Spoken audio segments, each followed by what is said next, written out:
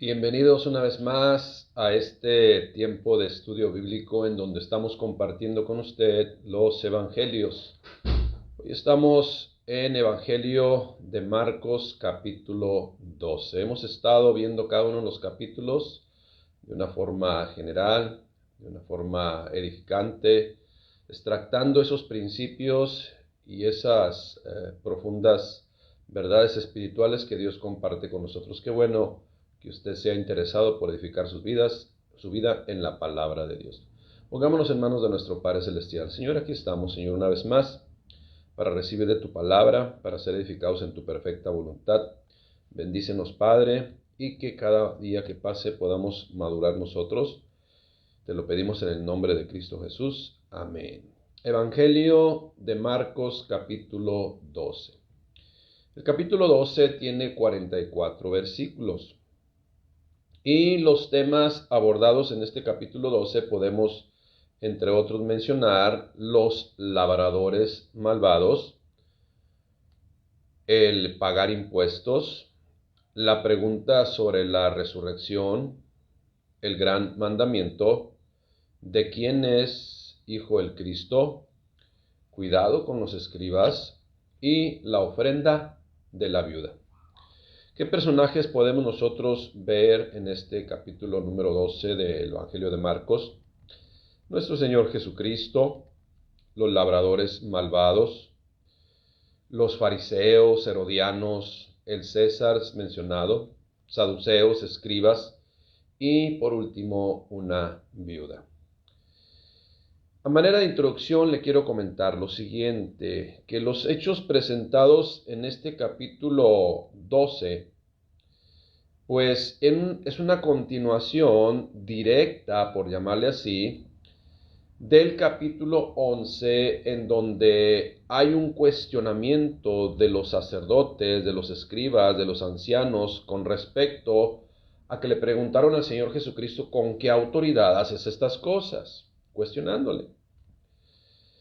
Y si usted recordará, pues el Señor Jesús les contestó con otra pregunta. A lo que ellos dijeron, pues no sabemos. En ese momento le dieron la autoridad para entonces el Señor Jesucristo también replicar, contestar, pues yo tampoco les diré con qué autoridad hago estas cosas. Como diciendo, si a esas vamos, pues ahí está la misma respuesta, ¿no?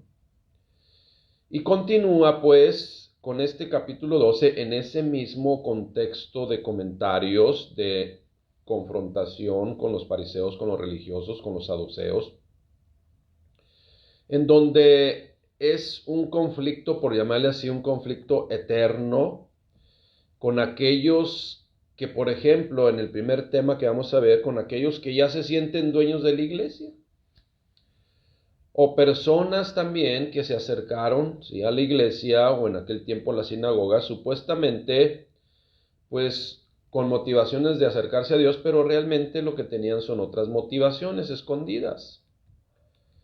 Otros también piensan y se acercan y se acercaban porque piensan que saben mucho y en pocos días hasta desean enseñar al propio Jesucristo cómo hacer las cosas.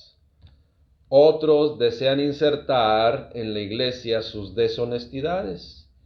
Piensan que tienen cabida sus actitudes incorrectas en la iglesia.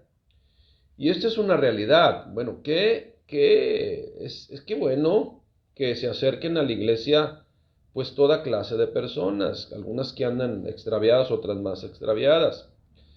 Pero la única intención debe ser para ser sanados, para ser restaurados, y no para traer a la iglesia sus malas costumbres o sus perspectivas personales y quererlas establecer en la iglesia.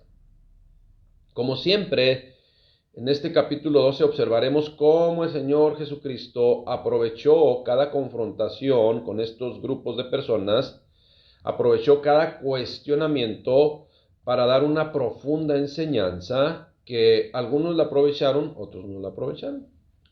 Ahora bien, mire, la mayoría de ellos, de aquellos personajes que preguntaron, cuestionaron al Señor Jesucristo o se acercaron con otras motivaciones, la mayoría, le digo, no se convirtieron. Sin embargo, fue muy útil esas confrontaciones para los testigos, precisamente porque recibieron el consejo para crecimiento de aquellos que sí escucharon y obedecieron. Esa es una realidad. Y entre ellos que estamos escuchando y obedeciendo, pues somos nosotros. Vamos a iniciar pues con los versículos del 1 al 12 de este capítulo 12 de Marcos, que le titulamos o que se titula ahí Los labradores malvados. Pero yo le titulé El delito de despojo. Así es la realidad. Y vamos a ver qué es lo que dice, ¿no? Marcos 12:1. Entonces comenzó a Jesús a decirles por parábolas. Usted ya sabe lo que son las parábolas. Son enseñanzas, son historias que dejan una enseñanza de cuestiones prácticas que se conocen ahí alrededor, precisamente para rescatar un principio. Bueno, y él comenzó con esta parábola. Un hombre plantó una viña, la cercó con vallado, cavó además un lagar, edificó una torre y después de que prácticamente terminó todo lo que tenía que hacer, la arrendó a unos labradores y se fue lejos. Y a su tiempo envió un siervo a los labradores que había dejado encargados para que recibiese de estos el fruto de la viña, ¿sí? Mas ellos, tomándole, le golpearon y le enviaron con las manos vacías. Versículo 4. Bueno, a lo mejor pues no les cayó bien, qué sé yo, ¿no? O a lo mejor la persona que envió, este dueño de la finca, de la viña, pues llegó con malas actitudes. Bueno, vamos a dar el beneficio de la duda. Sigue el versículo 4. Volvió a enviarles otro siervo, pero apedreándole, le hirieron en la cabeza y también le enviaron afrentado, esto es maltratado, totalmente golpeado. Bueno, aquí ya vemos que no era cuestión de los siervos que enviaba el dueño de la viña. Ya fue de aquellos que se quisieron apoderar de la viña. Volvió a enviar otro, y a este mataron. Miren nada más. Y a otros muchos envió, golpeándolos a unos, matando a otros. Versículo 6. Por último, teniendo aún un hijo suyo amado, lo envió también a estos, diciendo, bueno, con él sí tendrán respeto de mi hijo.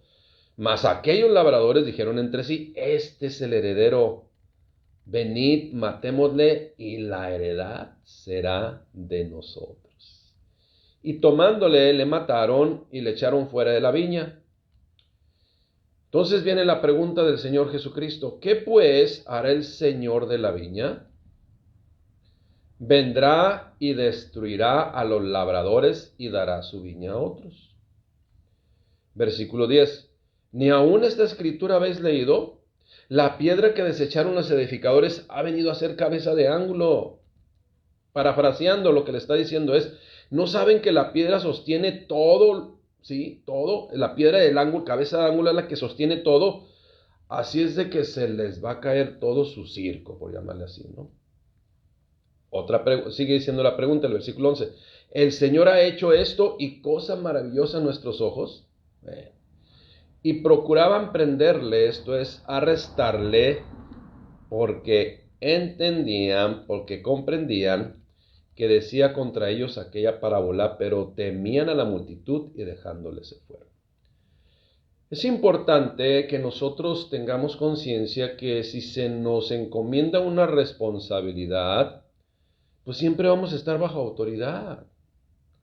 De nadie es la obra del Señor, de nadie es la iglesia. La iglesia es de aquel que la estableció, la compró y la estableció con su sangre preciosa, Señor Jesucristo. O sea, no podemos nosotros apropiarnos ni desechar a aquel que nos estableció, aquel que fue el medio por el cual sí fuimos establecidos. Ahora bien, ellos, estos labradores malvados, que yo les pongo, pues, que cometieron despojo, pues, de acuerdo a lo que el Señor Jesucristo dijo, van a pagar las consecuencias. Ahora, déjeme le comento algo que, vamos a decir, que aportan o que consideran nuestras leyes. En nuestras leyes, en nuestra actualidad, el delito de despojo es castigado severamente. Es algo incomprensible que alguien desee quitar a otro de sus pertenencias o despojar de sus pertenencias cuando, por ejemplo, si son bienes muebles o cosas pequeñas, pero de valor, porque por eso la gente las busca y la quiere, pues, arrebatar o quitar, se llama robo. Pero cuando una persona desea apropiarse de un bien inmueble que no le pertenece, a ese robo se le llama delito de despojo, ¿sí? Ahora, ese delito de despojo tiene de 3 meses a 5 años de prisión, dependiendo, vamos a decir, de las agravantes. Y déjeme le digo que aún Dios lo considera más serio, ¿ok? Dios lo considera más serio. Aquí de 3 a 5 años de prisión, sí, pero Dios lo considera más serio. ¿Qué ocurrirá con estas personas llamadas sacerdotes? Porque esos son los que se habían apoderado de la viña. ¿Qué ocurrirá con esas personas llamadas sacerdotes y ancianos? Que el encargo de Dios o el encargo dado por Dios, en su falta de temor, ya se van a sentir dueños de la obra de Dios. Ya se sintieron dueños de la iglesia. Hoy en día es lo mismo también, es lo mismo. Y sabiendo y conociendo la escritura, esto es, los fariseos, los saduceos, los ancianos, los escribas, los sacerdotes religiosos de aquel tiempo conocían la escritura, ¿sí? Y hoy en nuestros tiempos, mucha gente que ha querido hacer lo mismo con la obra de Dios, apropiársela para ellos, pues saben la escritura, pero el amor al poder, el amor al dinero, pues les ciega totalmente, están cegados y hacen a un lado a Dios. Fíjese, hacen a un lado al dueño de la iglesia. Como le digo, el dinero y el poder pervierten, ¿sí? Hay algunos que la iglesia, por ejemplo, o la congregación hoy en la actualidad, se las se las heredan a sus hijos, ¿ya? Y hasta se atreven a decir, es que esto es nuestro y esto es nuestro negocio. Bueno, se quieren aprovechar de la viña del Señor. O sea que hoy en la actualidad, en el siglo XXI, hay labradores malvados que han quitado la piedra cabeza de ángulo que sostiene todo y se les va a caer el circo. ¿Okay? Van a haber consecuencias. Queriendo despojar por un tiempo o pensando que van a despojar al Padre, dueño de la obra, y sí, por culpa de estos mercachifles de la fe, como dice por ahí un predicador, pues han también logrado que otros se extravíen de la fe por su falso testimonio, por su mal testimonio, ¿sí? No olvidemos que aquellos sacerdotes fariseos religiosos de aquel tiempo, los ancianos de aquel tiempo, fueron los que crucificaron al Señor Jesucristo. ¿Por qué? Porque les iba a comer el mandado, como dicen por ahí entre comillas, ¿no? Tengamos cuidado que las actitudes que nosotros tomemos hoy en este día, pues sepamos que somos servidores de Dios, única y exclusivamente, que somos, como dice por ahí el pastor también Chuy Olivares, aprendices de siervos o aprendices de obreros que no hacen nada, ¿sí? Y así es de que tengamos conciencia de ello. Nosotros lo único que estamos es para compartir la palabra de Dios y siempre dándole la gloria y la honra al dueño de la obra, al nuestro Padre Dios y al Señor Jesucristo. Entonces, somos obreros que no sabemos hacer nada, inútiles, ¿sí? Así es de que, qué bueno que Dios nos da de su sabiduría, de su voluntad, para entonces servirle a Él. Versículos del 13 al 17. Pagar impuestos, pagar impuestos. Bueno, Marcos 12:13.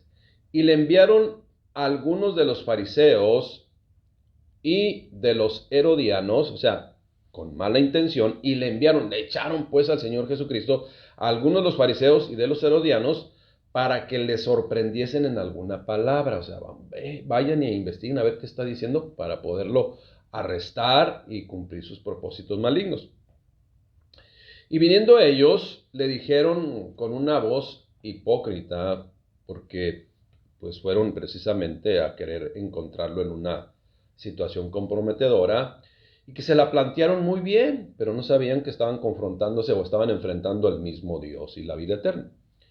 Vinieron ellos y le dijeron: Maestro, sabemos que eres hombre veraz y que no te cuidas de nadie, porque no miras las apariencias de los hombres, sino que con verdad enseñas el camino de Dios. Y entonces el Señor Jesucristo, ¿verdad? Dice, ¿para dónde van? Pues los dejó. Vamos a ver qué fue, qué cuestionamiento y qué exposición y qué situación pues presentaron delante del Señor Jesús. Entonces, esta fue la pregunta.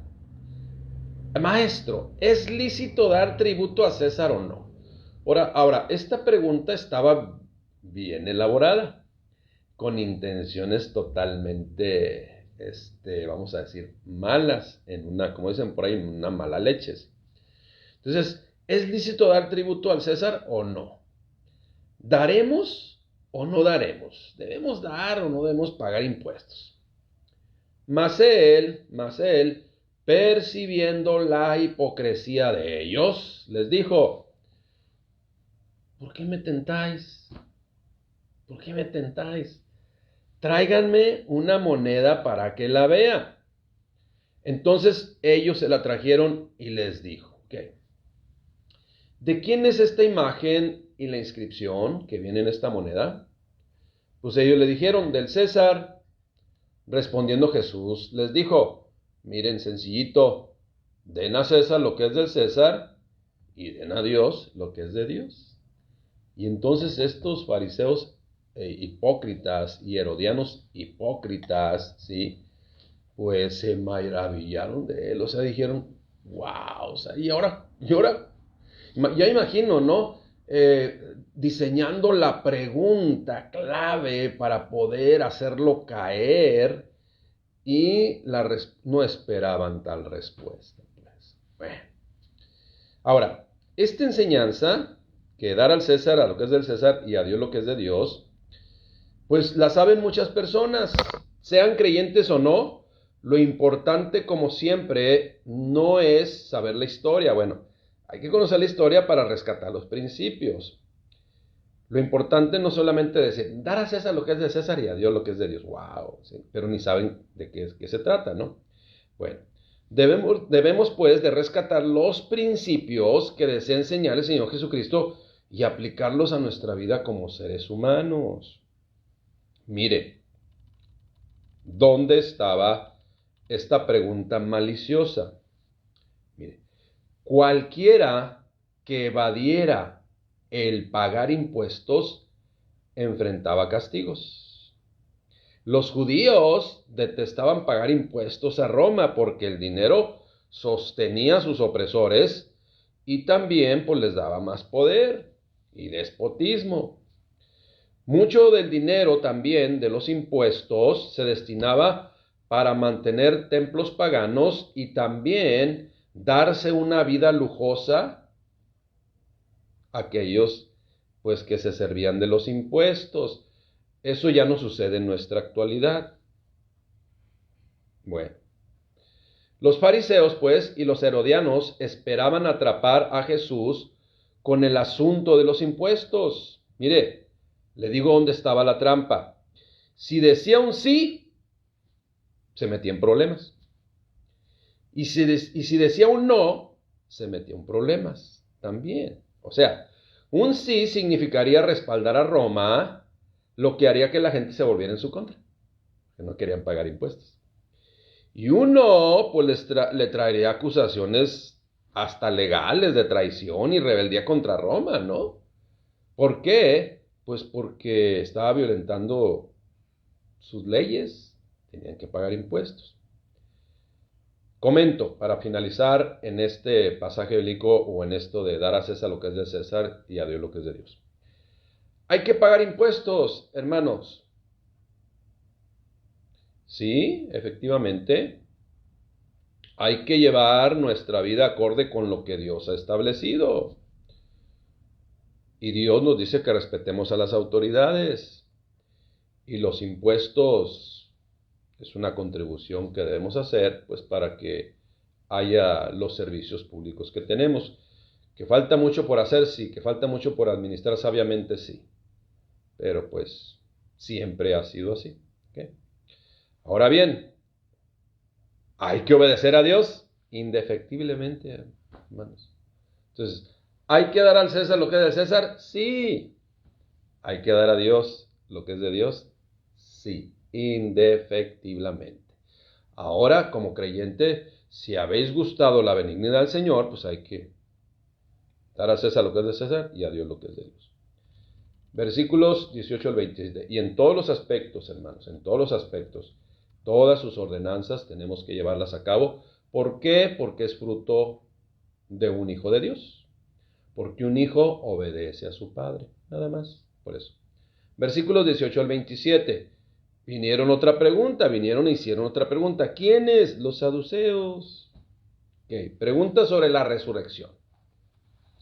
Marcos 12, 18. Entonces vinieron, o sea, imagínense, está el Señor Jesucristo, y luego vienen unos a ver qué trampa le ponen. Y luego venían otros y a ver qué trampa le ponen. Y o sea, imagínense la escena, ¿no? Ahora vienen estos, ahora vienen aquellos, ahora sea, 5, 10 contra 1. Bueno. Entonces vinieron a él los saduceos que dicen que no hay resurrección y le preguntaron diciendo, bueno, también empezaron a fabricar una exposición de una pregunta con otra intención, pero vamos a escucharla. Dice, preguntaron diciendo, Maestro, Moisés nos escribió que si el hermano de alguno muriera y dejara esposa, pero no dejara hijos, pues que su hermano se case con ella y levante descendencia a su hermano. ¿Ok? Eso está escrito en la ley de Moisés. Ahorita vamos a hacer el comentario.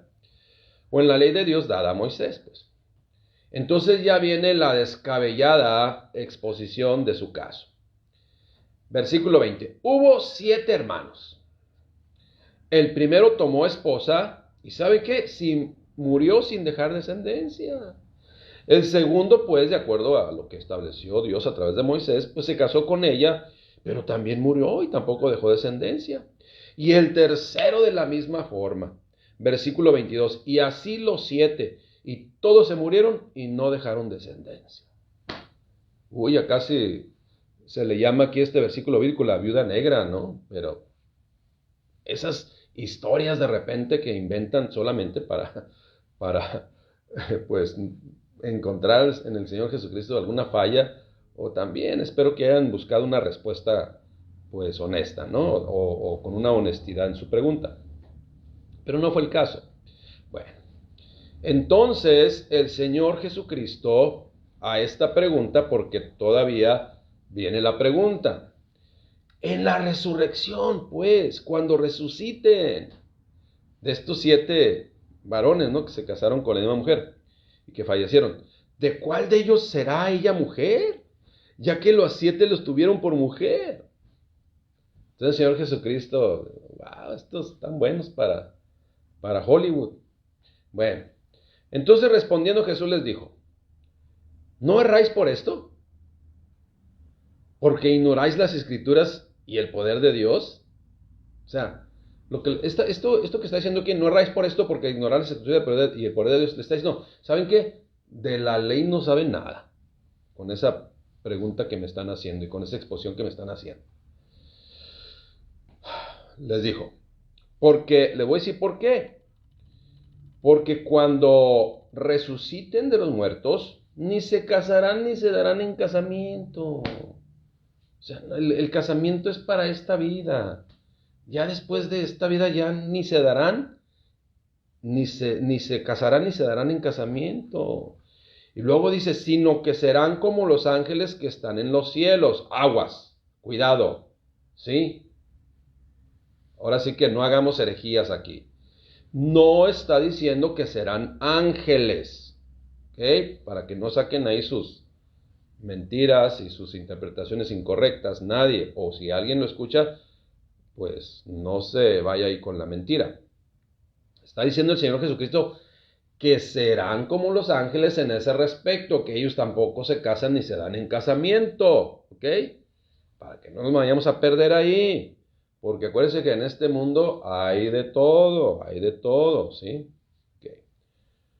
Otra vez, si no serán como los ángeles que están en los cielos. ¿En qué respecto? ¿A qué van a ser ángeles? No, en ese sentido, en que no se casan ni se dan en casamiento. Está hablando, tenemos que aplicar las reglas también de la hermenéutica, tenemos que aplicar las reglas hasta de lo que es lectura y redacción, ¿no? Para entonces saber. Pero, dice, respuesta, porque la pregunta era realmente esa, acerca de la resurrección. Dice, bueno, y ustedes están errando. Mira, les voy a contestar lo primero, que es una pregunta mal hecha, y con intenciones también son correctas, pero no, o sea, cuando resuciten ya la gente, ¿sí? No se darán en casamiento ni se casarán, así como los ángeles, y no se dan en casamiento ni se casan, pero no está diciendo que serán ángeles, ¿ok? Entonces ahora sí, les cambia.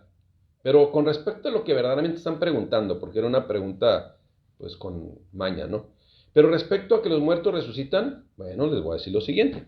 ¿No habéis leído en el libro de Moisés cómo le habló Dios en la zarza diciendo, yo soy el Dios de Abraham, el Dios de Isaac y el Dios de Jacob?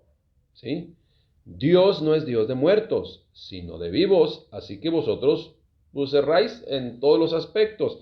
Ahora, ¿por qué mencionó yo soy el Dios de Abraham, el Dios de Isaac y el Dios de Jacob? Bueno, porque ya habían fallecido de este mundo, pero ya habían resucitado a la presencia de Dios.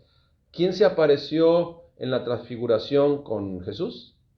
Pues uno de ellos fue Moisés. Bueno, también resucitó. Ahora bien, ya aclaramos ese punto cuando enseñamos de ello. No es que ellos vinieron acá, Jesús fue allá. ¿Ok? Jesús fue allá con ellos. ¿Sale? Para que no tampoco hagamos ahí malas interpretaciones. Entonces, ahí están lo que estaban equivocados, se muestra en que están equivocados. Le comento lo siguiente. La verdadera pregunta de los saduceos no era acerca del matrimonio, sino sobre la doctrina de la resurrección, porque no creían en la resurrección.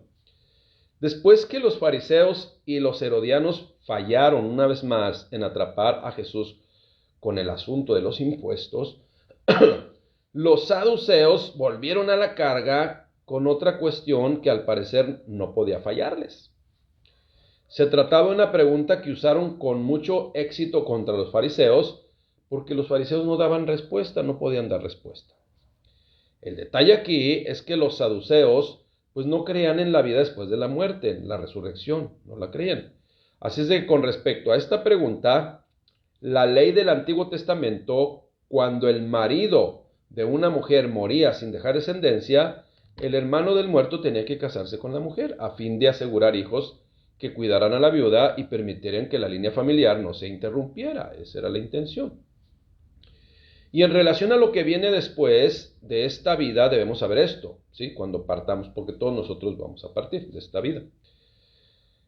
El cielo y las cosas que Dios ha diseñado para después de esta vida, pues muchas veces, o en la mayoría de las veces, pues va más allá de nuestra capacidad de entender o imaginar, pues. Esa es la realidad.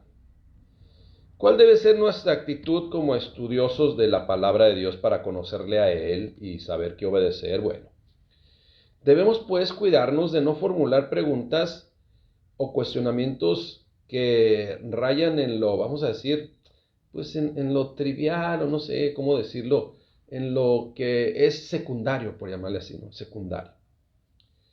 ¿Sabe qué es lo primario? Mejor aprendamos y preguntemos con una buena actitud cómo podemos conocer y qué debo de tener y qué debo de hacer para llevar y mantener una vida hoy en comunión con el Padre y con su Hijo Jesucristo. Esa es la realidad. Porque, fíjese bien lo que le voy a decir, porque de nada sirve que conozca cómo va a ser el cielo si mi destino no es el cielo. O sea, esto es Yo debo de preguntar, yo debo de informarme, yo debo de interesarme en el buen sentido para crecimiento y espiritual, ¿sí? De cómo debe de ser hoy mi vida en relación con el Padre, en relación con el Hijo. ¿Qué debo de hacer yo? ¿Qué me falta? ¿Sí? Para seguir caminando en la fe de Jesucristo. Y entonces venga la resurrección a vida eterna. ¿Cómo será? Pues puede haber muchas preguntas, pero lo que sí sabemos es cuáles son los requisitos que Dios pone aquí en este mundo para entonces vivir agradándole a Él e ir a la presencia del Padre Celestial. Eso es lo importante. Ya de escatología, sí, es secundario. ¿Cómo va a ser? Pero,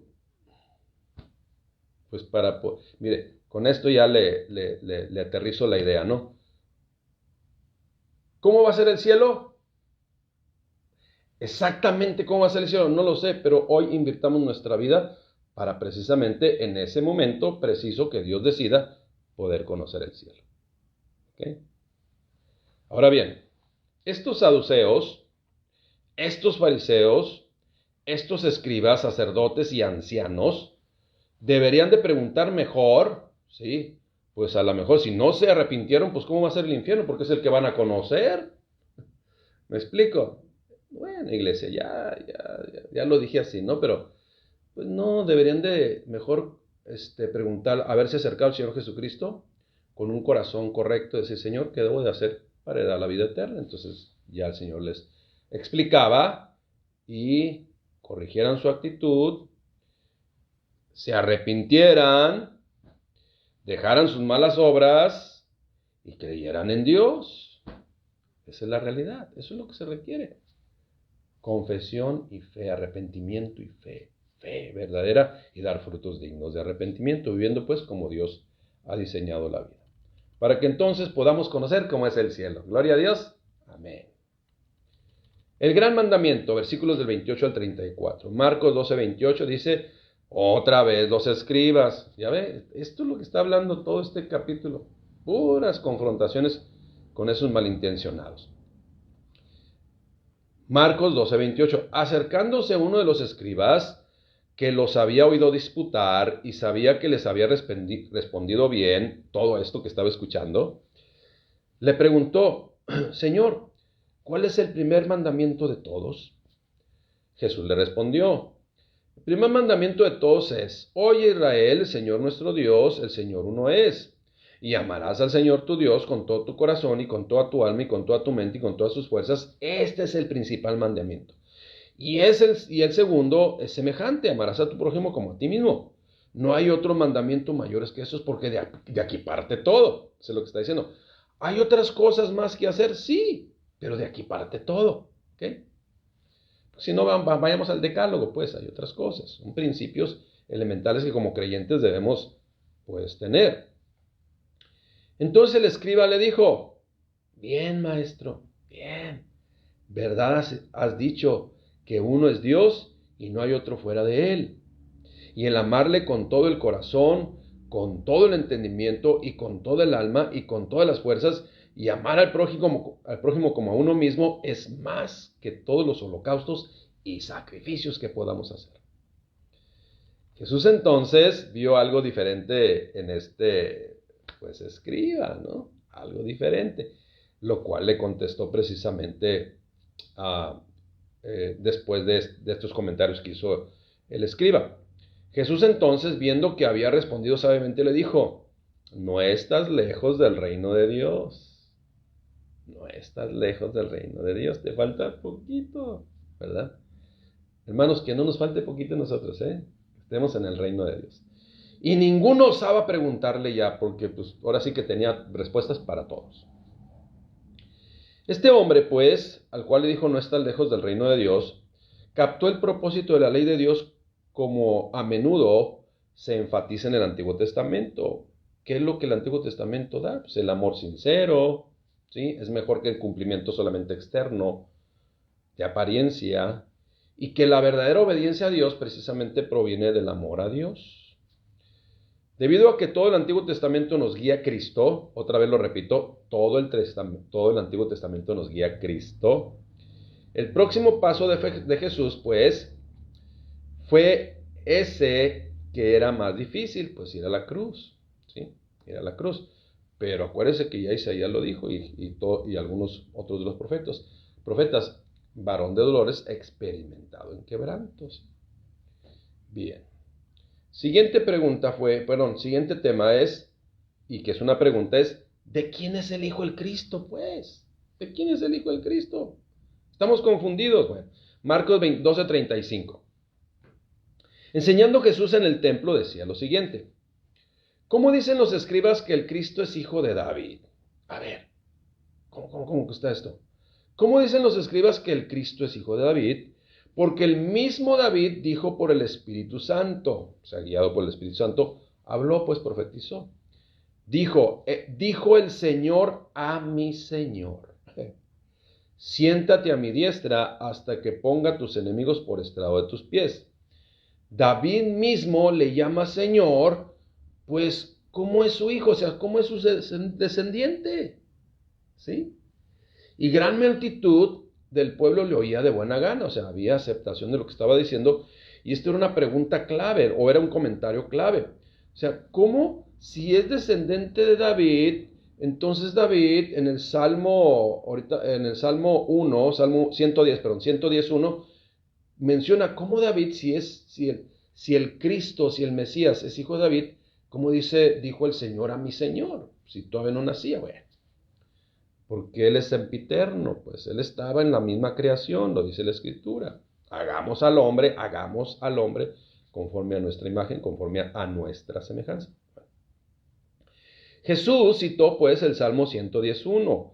Jehová dijo a mi Señor: siéntate a mi destra hasta que ponga a tus enemigos por estrado de tus pies. O sea, recurrió a esta palabra o a esta escritura para mostrar que David consideraba que el Mesías sería Señor y no solo hijo de Dios con H minúscula, no, hijo de Dios con H mayúscula.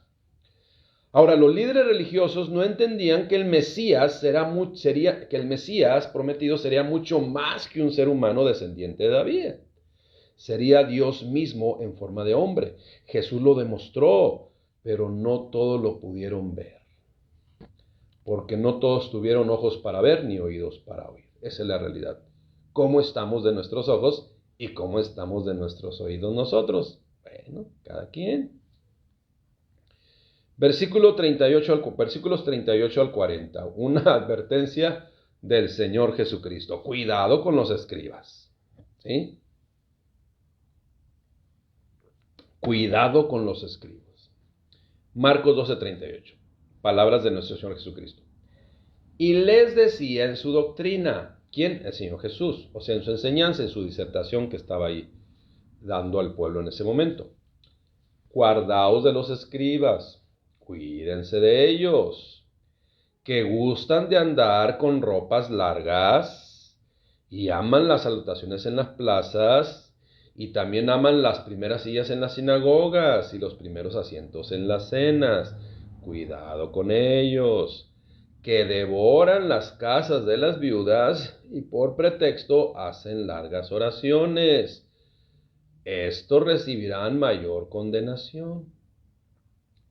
¿Qué es devorar las casas de las viudas? Bueno, cuando una mujer queda viuda, pues como realmente desde un principio no se dedicó a administrar, sino el varón es el que administraba todos los bienes para beneficio de ella y su familia, pues entonces no sabían muchas veces administrar y llegaban estos aprovechados y muchas veces las dejaban en la calle.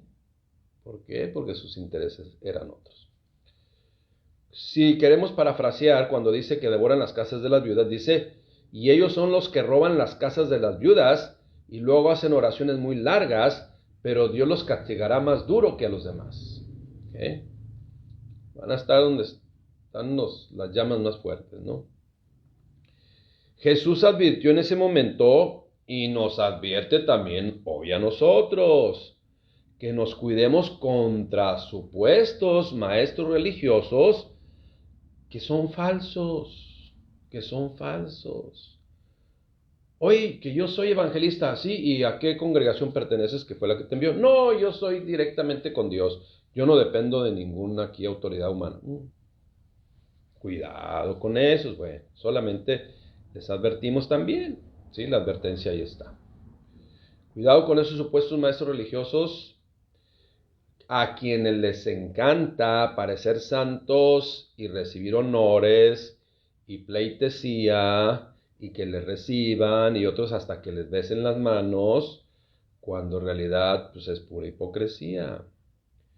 Le digo lo siguiente, los verdaderos seguidores de Cristo no se distinguen por sus actos aparatosos, ni por su forma de vestir así con largas sotanas hasta abajo, ¿no? Que tienen autoridad y quieren tener autoridad con los ropajes, no. Debemos usted y yo leer la Biblia.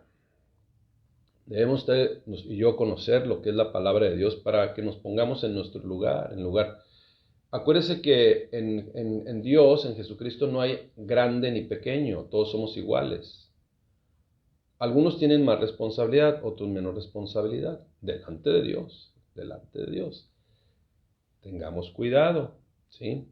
Pero a estas personas les gustaba orar en público, cumplir con los rituales de la iglesia, parecer santos, ¿sí? Tener una simulación de rostro y de caminar con la intención de ser visto y ser honrado.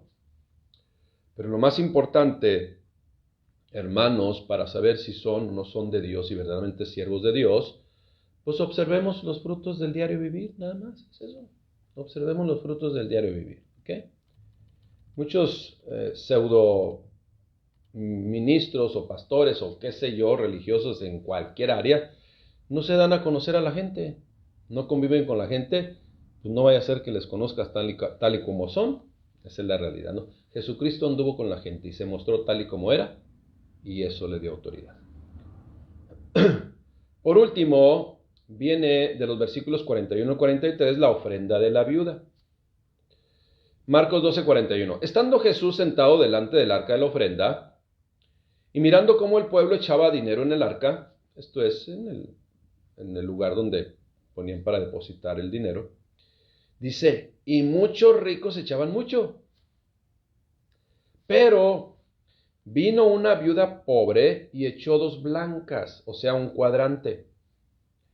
¿Qué es lo que echó ahí al cofre de las ofrendas o al arca de la ofrenda? Haga de cuenta, si estamos en inglés, estamos en dólares, ha echado 2 centavos y un 5. Son las monedas de menos valor.